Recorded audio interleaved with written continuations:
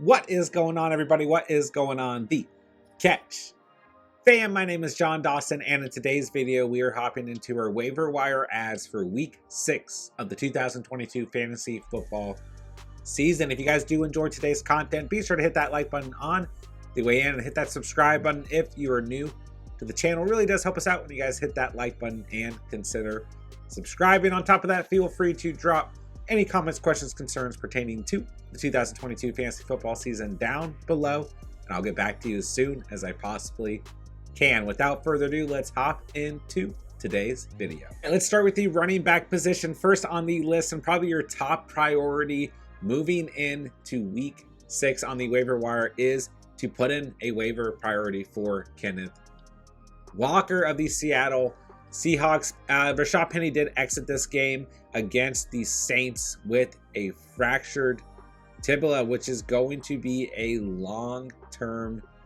injury. So if you've held on to Kenneth Walker, time has finally come, right? Your work has finally paid off, stashing him on your bench. Overall, in relief of Penny against the Saints, 8 rushing attempts, 88 rushing yards, and a score. He netted 14.8 fantasy points against Arizona in week 6, and the Chargers and the Giants in Arizona again before facing a tough Tampa Bay run defense in week 10. But overall, I mean, this Seahawks offense is nothing to sneeze at. Geno Smith is out there balling, man. They are putting together game scripts that result in a lot of fantasy points. So I love Kenneth Walker on the waiver wire moving into week 6. I think he is a top priority add. All right, let's talk about Eno Benjamin of the Arizona Cardinals, who also came in relief for a running back one, with James Conner exiting this game with a rib injury. Benjamin, in relief of Conner, had 8 rushing attempts, 25 yards on the ground, and a score. He added 3 receptions off 4 targets for 28 receiving yards, which resulted in 14.3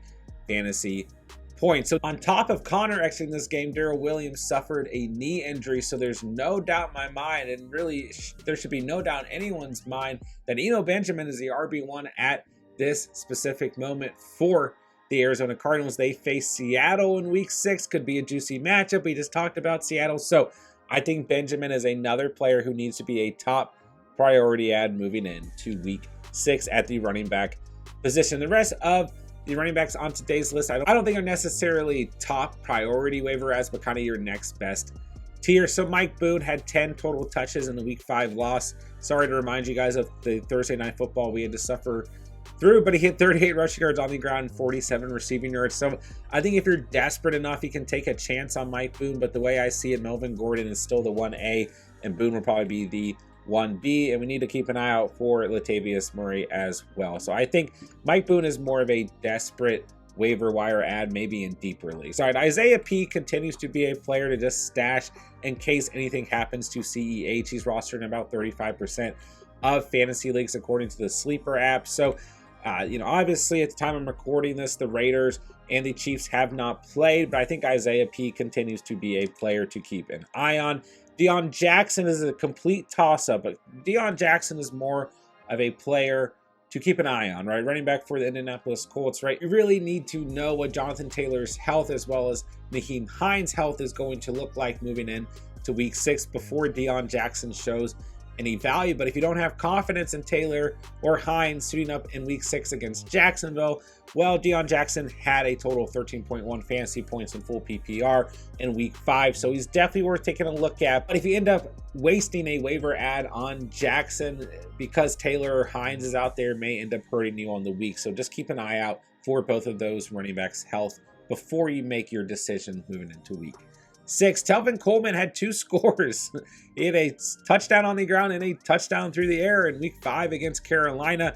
Listen, guys, in my eyes, Jeff Wilson is still the RB1. 17 touches on the ground for Jeff Wilson, just 8 for Coleman. But it was nice to see Coleman get involved, right, with TDP and Jordan Mason doing absolutely nothing in this game. So all I'm saying, you know, listen, he's last on the list. Not that I make these lists in order, but he is at the bottom because you never know when you're going to get Shanahan, right? You never know if picking up a Niners running back is a good idea because Coleman will probably have 0 points next week. But he does face the Atlanta Falcons in week 6. So all I'm saying is keep an eye on Tevin Coleman.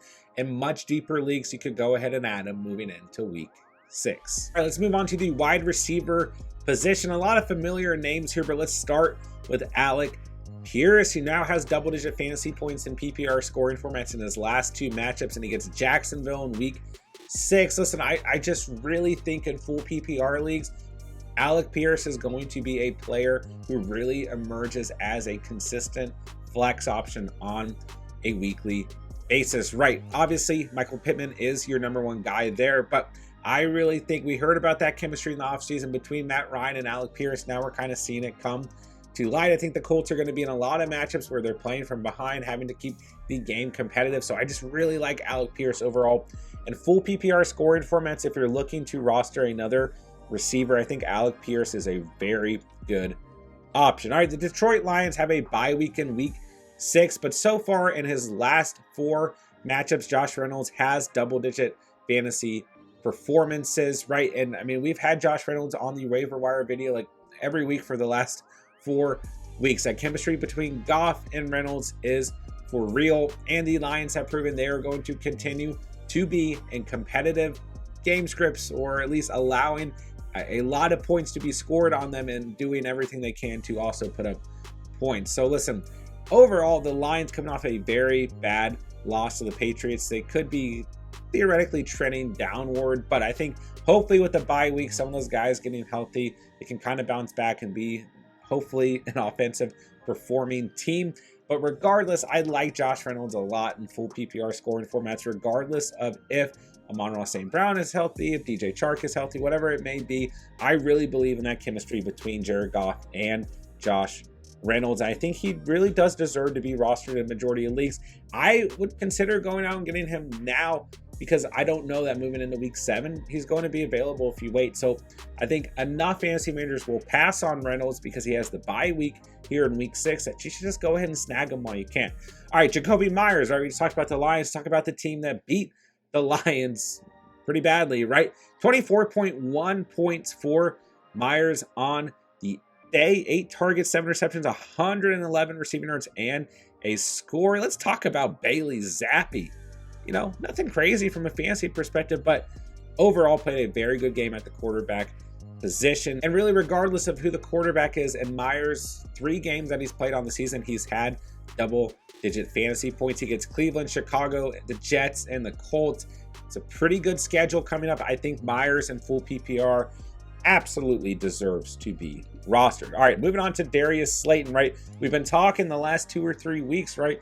When is a #1 receiver going to emerge for the Giants? And ever since Sterling Shepard went down, we've really been looking. Listen, I don't want to get too ahead of myself, but 7 targets, 6 receptions, 79 receiving yards, 13.9 fantasy points for Slayton in week 5 was a good overall day. And I mean, let's face it, the Giants offense, this Giants team who beat the Packers in London, like they only have 1 loss. I think Slayton has the potential here to emerge as a #1 receiver.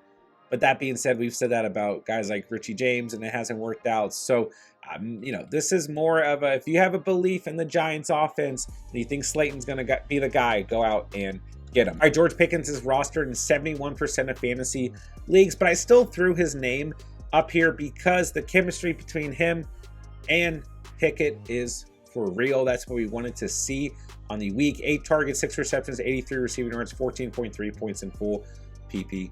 He against Tampa Bay, Miami, and Philly. It's still a tough stretch here for the Steelers, but they're going to be in a lot of game scripts where they need to throw the football where they're playing from behind. So I really think at this point, Pickens deserves to be rostered in all PPR scoring formatted leagues. He should be much closer to 85%. All right, Isaiah McKenzie probably got dropped in a lot of weeks moving into week 5, was inactive due to concussion, and the Bills will square off with the Chiefs in week 6. We've got a nice matchup here. We got a good game script involved. This should be a game where a lot of fantasy points are scored. Listen, I've talked about Isaiah McKenzie in the past couple of weeks. He's rostered in 47% of fantasy leagues, and I really just believe he is a piece of arguably the best offense in the entire league, and he should be rostered in all fantasy leagues. I really believe in Isaiah McKenzie overall, even with Gabe Davis having such a great performance in week 5. Check and see if McKenzie was dropped. He is a player who needs to be rostered in my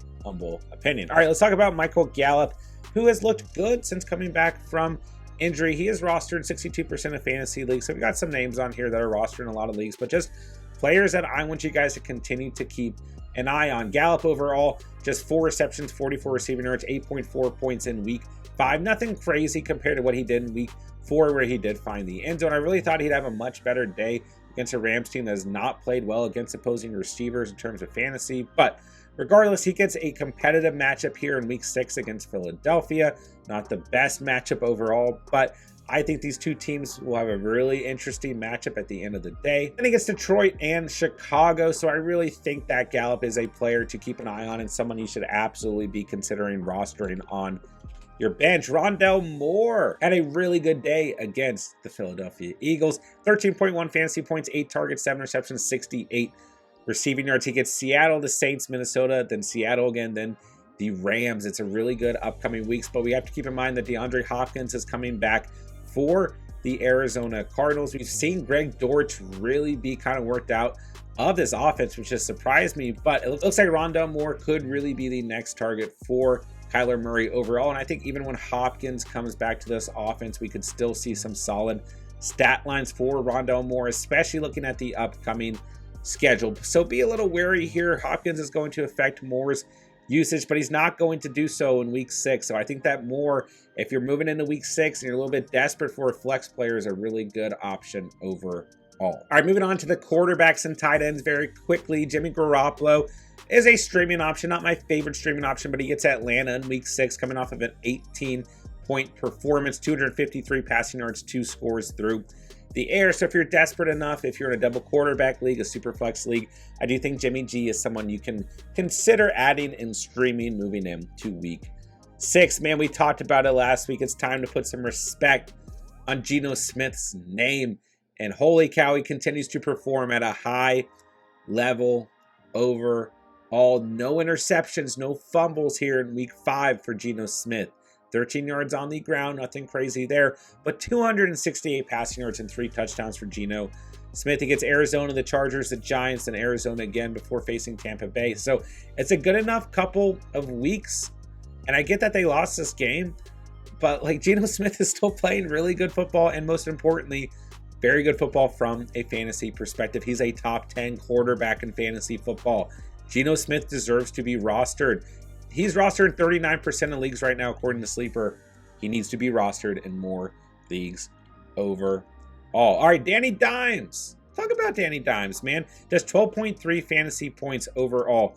No scores on the day for Daniel Jones. None through the air, none on the ground, right? But he has at least 37 rushing yards in his last 3 games, up to a max of 79 rushing yards. He's getting it done, man. Daniel Jones looks good, and Baltimore's defense, although they're playing pretty well at the time I'm recording this, throughout the season has not been very good. So really an ad for super flex leagues if he's been dropped, but I do think Daniel Jones is someone that you can consider if you're absolutely desperate at quarterback against the right matchups. He gets Baltimore, Jacksonville, and Seattle, a bye week, then Houston and Detroit. So he's got a pretty good schedule coming up. So just a player to keep an eye on, A, in super flex double quarterback leagues, and B, if you end up being completely desperate at the position. All right, moving on to the tight ends or quarterback tight end hybrids, right?